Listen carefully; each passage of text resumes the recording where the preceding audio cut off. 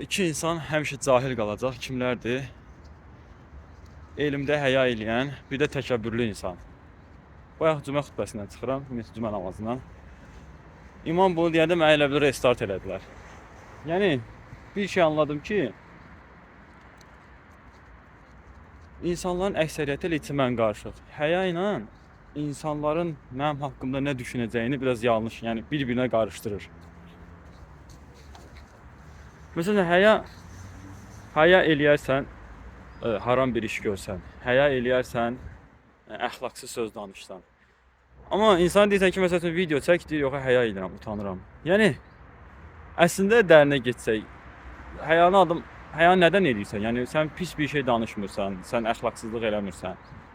Burada insanlar mənim haqqımda nə düşünər? Məsələn, insanlar məni lağ eləyər, insanlar mənə, yəni, yox, ən azından zarafatca bir bambulu sözü işlədər də. Yəni, bu normal bir şeydir. Video çəkməyə başlasaq bunu eşidəsiniz. Yəni, insanlar onu qarışdırır. Yəni, həya ilə insanlar mənim haqqımda nə düşünər? Yəni, mən özüm də onu yaşamışam, ona görə yəni, əminliklə bunu deyə bilirəm. Çünki zamanında mən də onu düşünmüşəm ki, o ayıbdır. Amma indi anlayıram ki, yəni, ayıb olduğu heç bir şey yoxdur.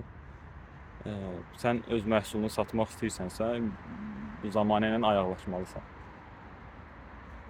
Yəni belə. Allah işlərinizə kömək olsun. Esselamu aleyküm.